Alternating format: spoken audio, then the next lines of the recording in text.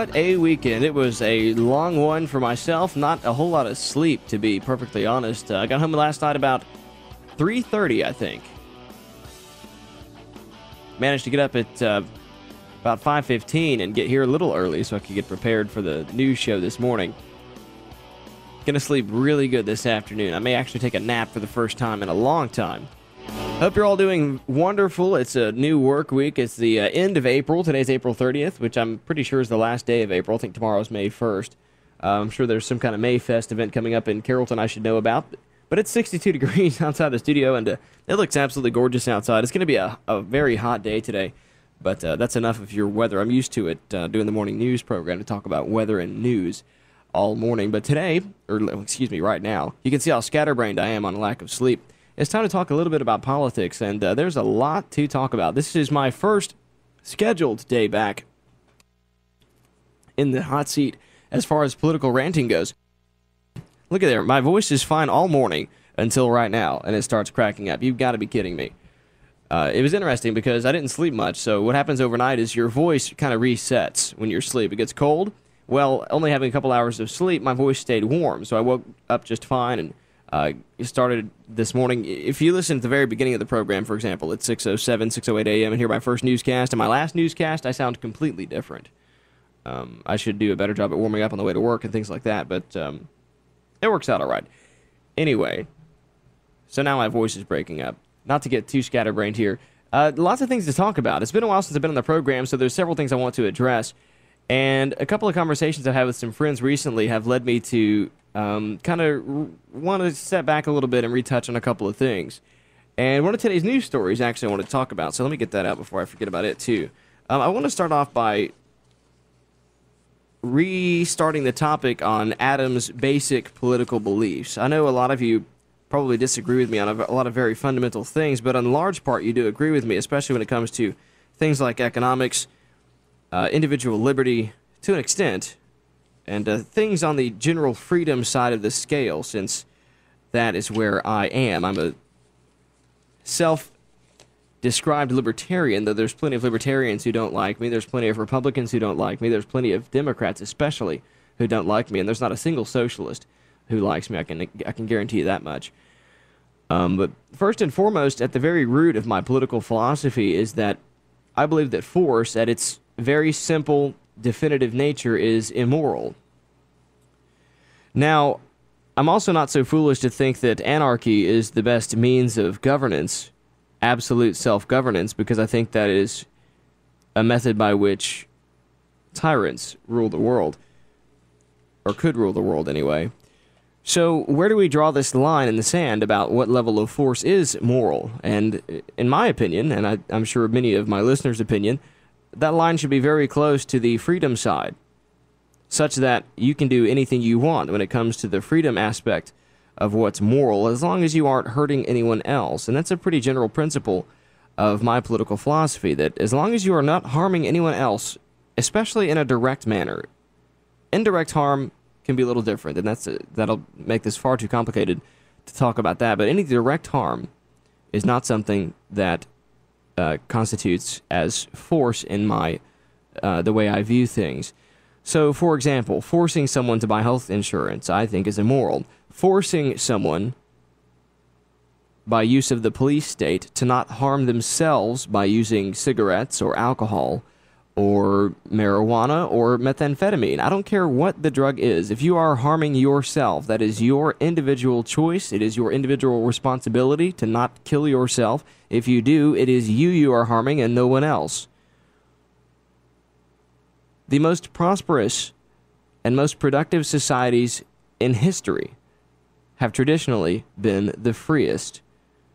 Now, that doesn't mean we should be anarchical, I'm not sure is a word, but that's what I was going to say. I don't think anarchy is the answer. I don't think anyone thinks anarchy is the answer.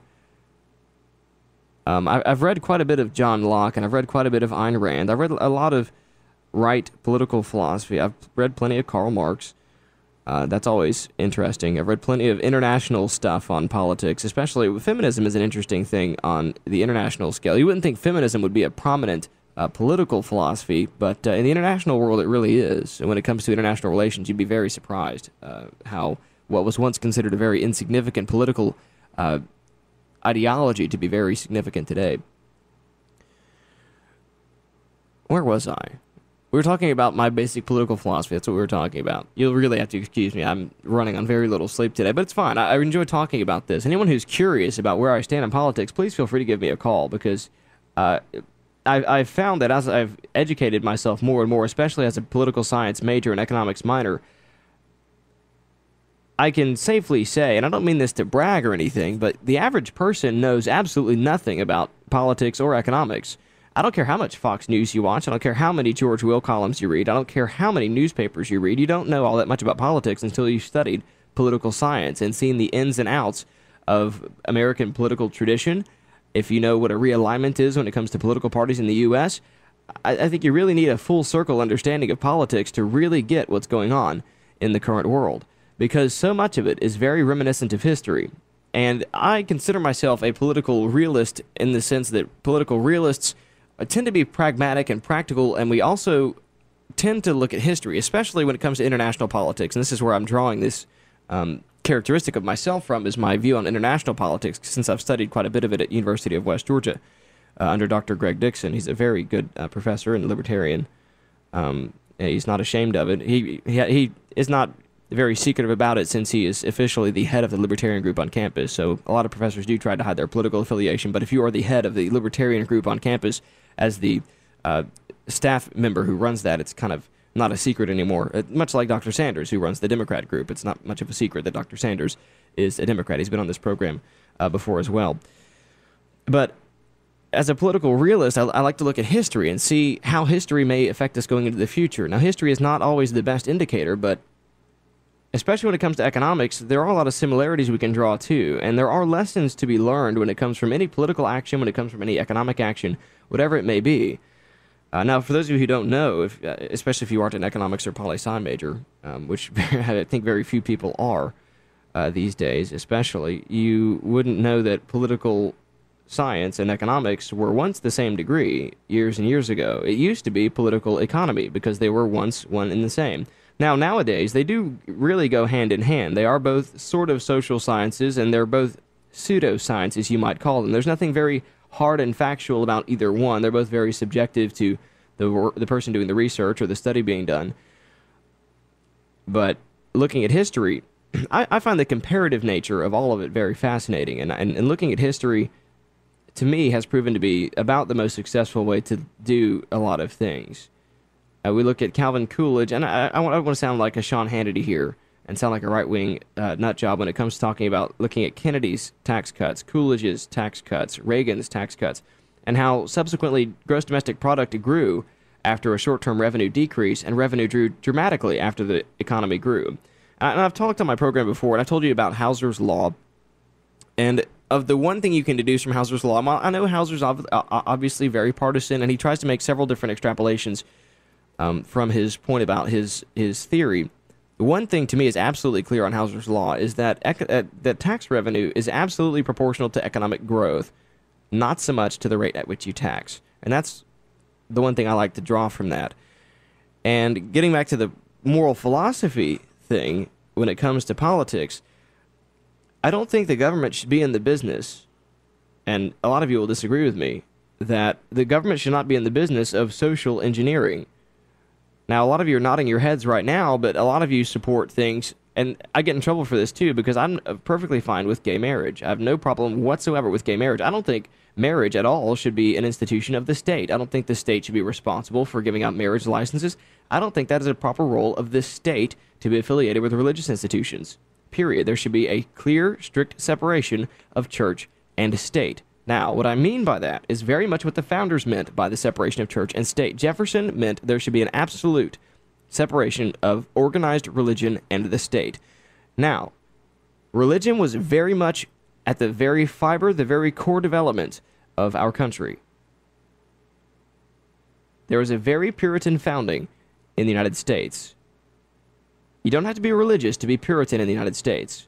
Our society is constructed that way. You could be absolutely 100% atheist and also be absolutely 100% as Puritan as the next person, because our ancestry, our society, our culture has been shaped by that Puritan ideology. So again, I don't think it's the proper role for the state to be involved with religion. I think that a marriage license should be a contract between two individuals that is enforced by the state, not otherwise.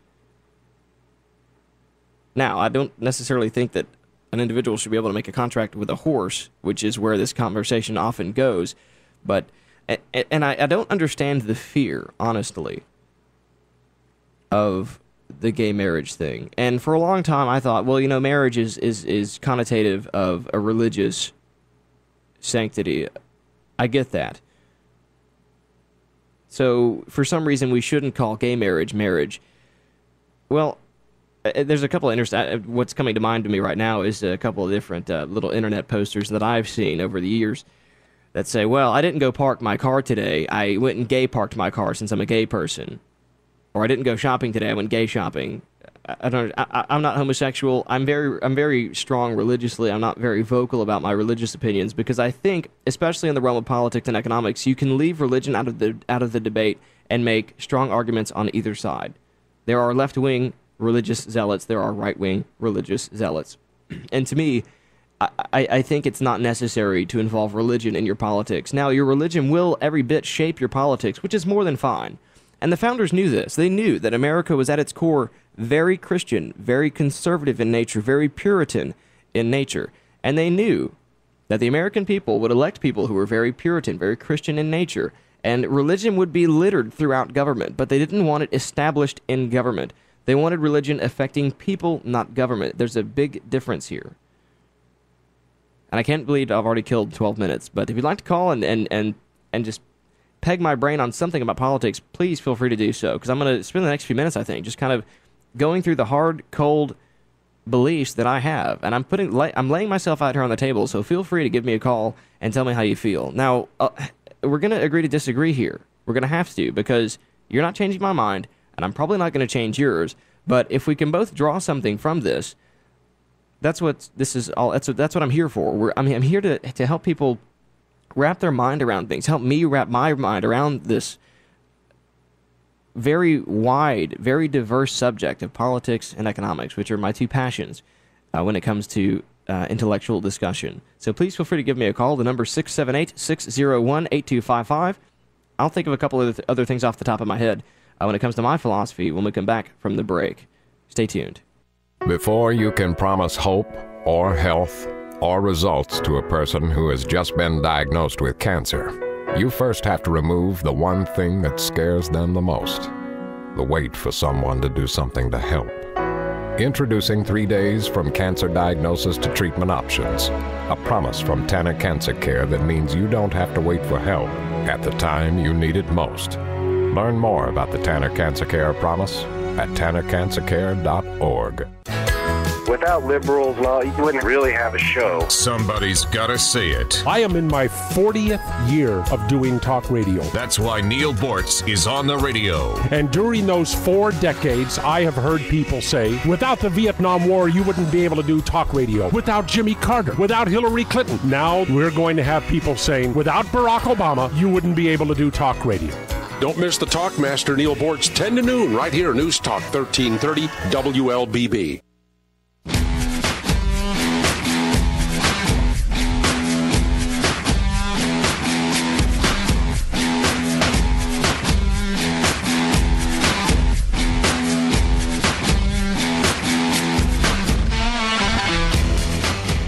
We are back. It's 8:45. Hard to believe 15 minutes has already just disappeared on today's program. Adam Uglum hosting the program here today.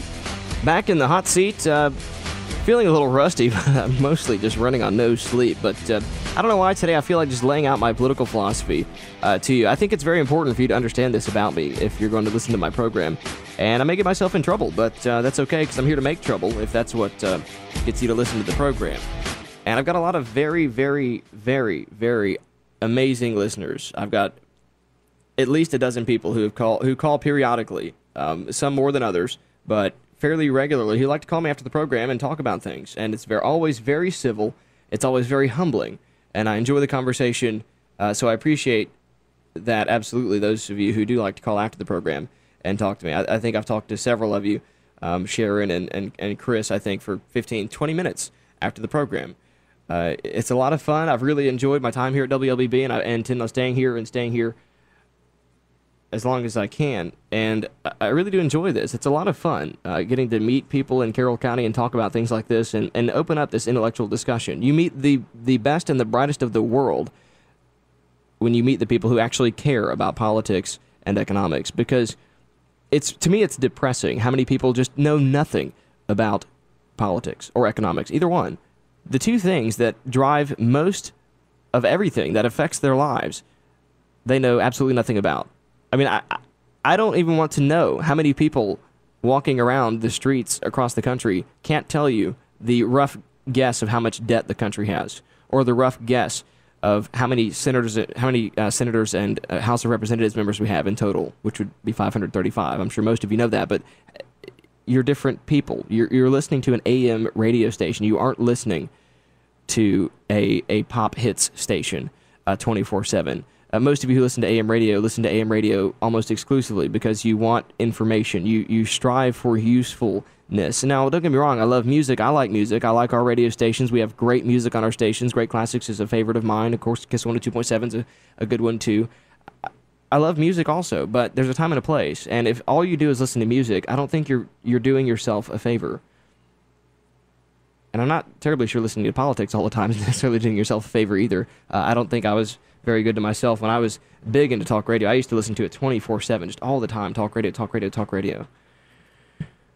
So, to me, the biggest problem that I see in the country, and it's very discouraging to see that, I think it goes without saying that I know a lot about economics and politics, and many of my listeners know more.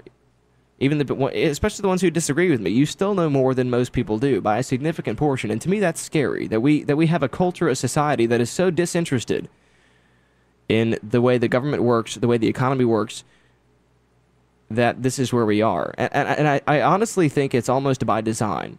And I know that sounds awfully conspiratory, but I really do think it's almost by design. And I think the public schooling system has a lot to do with that. And it bothers me quite a lot, and I don't know how to fix it. The resistance at the local level and here at the state level is very strong, very intense, very passionate, and honestly completely unsubstantiated and immoral, if you ask me. And it drives me up the walls. And I think it does a lot of my listeners, too. The school choice topic that's been brought up in the last couple of months has been quite nerve-wracking, because I think the incremental approach to school choice in Georgia has been very politically rational. And to hear some of the response from government officials and school officials especially has been eye-opening, to say the least. And there's a few things I want to touch on before I end the program. I've completely scrapped my show notes. I'm really just going off the cuff here. I've written a couple things down on the break, things I'd like to talk about. One of the things that stumps a lot of people in political discussion is a very simple premise, and I like talking about it a lot. And it's asking, do this next time you get in an argument with somebody and just see where this goes for both of you, because I think it's very valuable that you and whoever it is you're having a discussion with understand this very basic premise and setting these basic ground rules. Do you think the government should be in the role of discrimination? Now, I hope that 99.9 or 100% of you all immediately jump to the conclusion that no, the government does not have a role of discriminating. That's not a proper role of government to discriminate against its people, period. All citizens should be treated equally under the law. And that's what Martin Luther King, in his letter from a Birmingham jail, essentially called just law, is that law should affect all people equally, especially citizens of the United States. It should be equal. I've talked about this before. It's a basic tenet of my political philosophy, and I think right now all of you agree with me, but when I bring up an issue that's sensitive to you, you won't. Like the issue of gay marriage, for example, or abortion, or things like that. You might all of a sudden disagree that law should not treat people equally when it comes to something that's sensitive to you, especially in the social world. And I mentioned at the very beginning of the program that I don't believe that the government should be in the role of facilitating the social fabric of the country. I think the social nature of our country should be left to society, not to the government. I don't understand why the government has to reinforce what we hold valuable when it comes to our social mores. Now, as a libertarian, a lot of people will jump to the conclusion and think that I'm pro-choice, and I'm not. And I was conflicted with it for a long time. And I think a lot of my more Republican, more social conservative listeners can manage to listen to me because they know that while I may be pro-gay marriage, I am a little bit conflicted in a very shallow level in that I'm also very much pro-life. And it goes back to that very simple principle of force being immoral, in my opinion. And to me, unless force is being taken upon you, force is not an immoral response. The accidental or happenstance pregnancy, to me, is not something that's been forced. That's something that you did. You are responsible for that. Now, I completely disagree if you are the victim of sex you did not want, rape, for example, then you should not be obliged to have that child. It is not yours. That was forced upon you. And force is a moral response to force. Force is immoral, simply. Some force is necessary. But to me, force is only a moral response to force in a very simple light. And that'll take a long time to get into, and many of you may disagree with me and be very upset with me, but that's just the way I see things. I don't believe that forcing someone to do something is good for you or for them. I think leaving people as free as possible is the best for our country. And I don't think having the government to prop up the fabric of our society is necessarily a good thing. I don't think it does much. Making the law such to promote morality, and I know all law is based in morality, but making a law to try and encourage some kind of moral standard does not fix morality. I can tell you that right now. Fixing the morality negates the need for the law to uphold the morality. So what's happened here is the opposite. It's not that the law isn't strict enough. It's that we as people aren't strong enough to raise children as strong enough, to raise generations as strong enough, to educate kids well enough to be resolute in pursuing their happiness and to be mature and responsible. We've lost that somehow. And don't ask me how a 23-year-old kid knows this, because I can't tell you how I know this or where I get this from. Or, I mean, I could be completely wrong. And don't believe me, but it doesn't matter. This is how I feel, and I'm being absolutely 100% honest with you.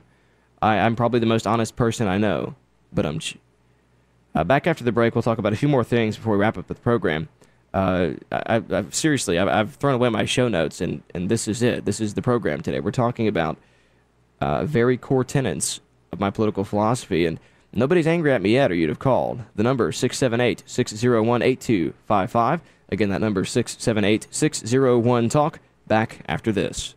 Hey, you're looking good for someone who just had surgery. Thank you. I'm feeling good, too. Did you see Dr. Who's face in Atlanta? No, I chose Carrollton Surgical Group at Tanner in Villa Rica. They're all board certified, and with their advanced minimally invasive techniques, I was back on my feet in no time. And Villa Rica is so much easier to get to. Yep, right down the road. Quick commute, short wait, fast recovery, and a great experience. Learn more at www.surgeryattanner.org or call 770-812-6464.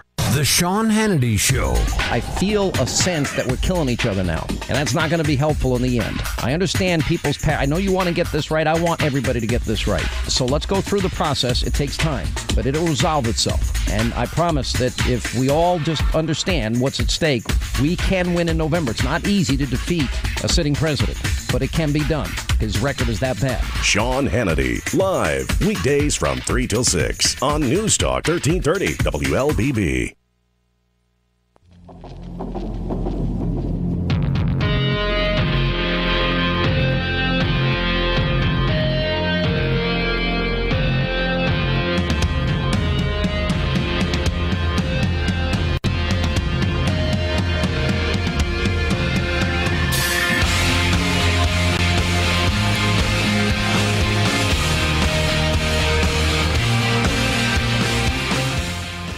Good morning. Just about 5 minutes left in the program, and there's a couple of things I'd like to touch on. One thing that I really just can't wrap my head around, if you're just tuning in, I'm selflessly laying out my political philosophy here on the table here for all my listeners, and I think I do it occasionally just to kind of catch people up, because I think that my view on politics is very complicated. And if you meet any political science professors, for example, or anyone highly trained in economics, as you would at the University of West Georgia, you'll learn that you can't simply describe anyone with very basic political labels.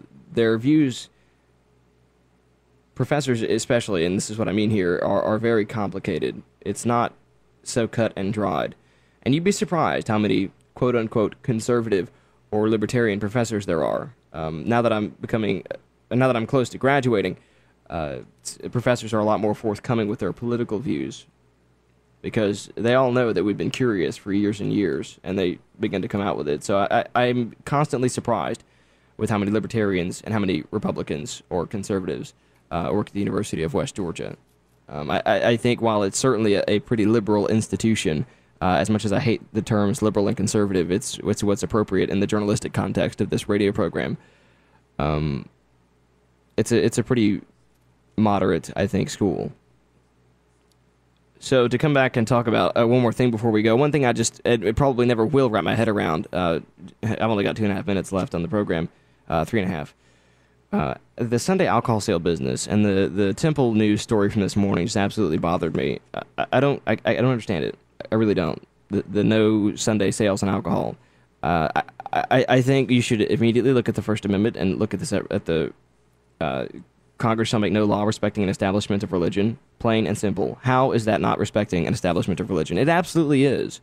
Now, what if we have a county like Carroll County, for example? Let's say it's 30% Jewish, 30% Christian, 30% Flying Spaghetti Monster, and 10% Arab, or I don't know, Islam. I mean, how do you pick which religious day to enforce? If the Flying Spaghetti Monster people prefer to ban alcohol sales and consumption on Wednesday, and the Jewish people want it on Saturday, and the Christian people want it on Sunday, how do we pick which day to put it on?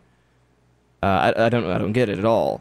And if the sales are illegal, why? I don't understand. I mean, we can consume it all we want to on Sunday. The logic just does not follow me here at all, especially now that you can buy it by the drink on Sunday in Carrollton. I don't understand why you can't buy it in a package.